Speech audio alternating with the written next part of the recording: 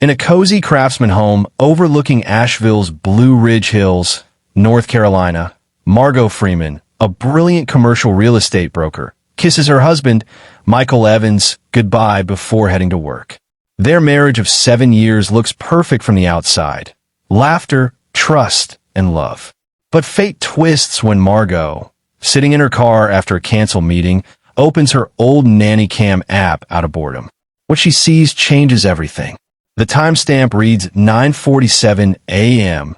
Michael enters their bedroom with another woman, a stranger in a red dress. And just like that, the illusion of love shatters in seconds.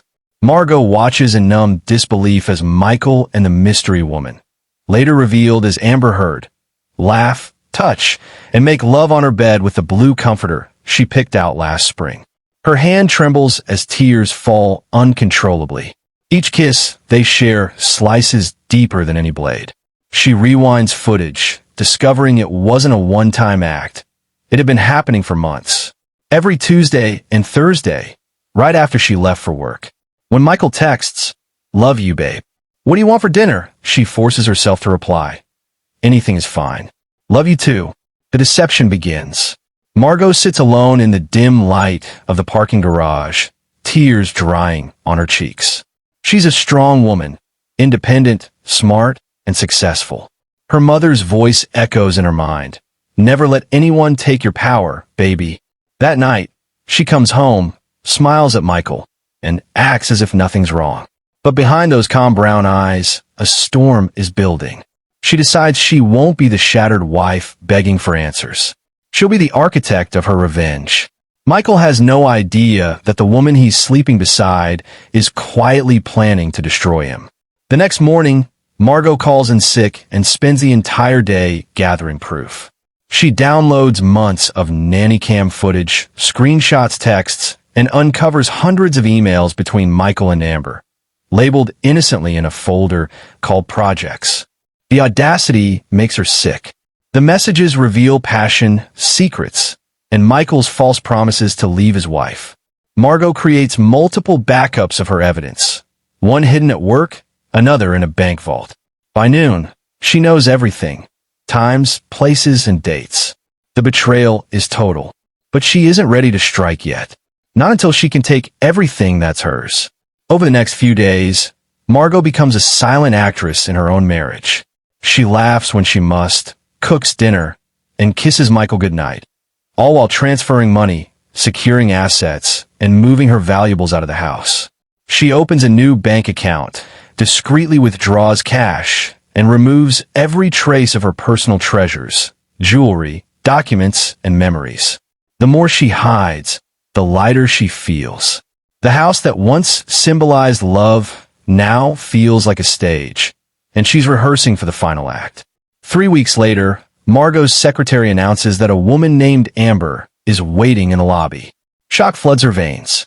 Amber Heard, the woman from the videos, stands in her office doorway, dressed casually, pretending to be remorseful. She claims she didn't know Michael was married, that she ended things once she found out. Margot listens silently until Amber finishes her speech, then calmly says, "I already knew. I have everything, the emails, the videos, all of it." Amber's face drains of color. "Get out of my office," Margot says softly, "and stay away from my husband." Amber flees. The war is now official. Margot meets with Viola Roberts, a fierce divorce attorney known for dismantling liars. They review the evidence, and Viola smiles. "He's finished," she says. "You'll keep your home, your money, and your pride." Together, they plan every detail, from asset protection to the legal ambush. Margot will withdraw half the joint savings and file the papers quietly. Viola even suggests she can have Michael serve at home while locks are changed the same day. Margot nods. For the first time in weeks, she feels powerful again. The plan is set. Saturday morning, 10 a.m., Judgment Day. Saturday arrives crisp and silent. Margot, calm as ever, makes coffee and waits. When the doorbell rings, Michael opens it to find Viola, a legal assistant, and a process server. "Michael Evans, you've been served." His confusion morphs into panic as Margot stands behind them. her expression cold but composed. "Divorce papers," she says. "You have 24 hours to leave my house." When he pleads, she replies, "You didn't make a mistake, Michael. You made choices every Tuesday and Thursday. Now live with them." The locks are changed by noon. For the first time in years, the house is truly hers. Weeks later, Margot thrives. She lands a promotion, earns a six-figure commission, and adopts a golden retriever named Sunny, something Michael never allowed. Her ex loses his job, reputation, and lover. Amber is fired after Margot's anonymous tip to her family values employer. Justice tastes sweet, but Margot isn't bitter. She's reborn. She renovates the house, paints new colors, and fills it with laughter again. Every inch of the space that once carried betrayal now radiates freedom and self-respect. She's not the woman who was cheated on. She's the woman who won.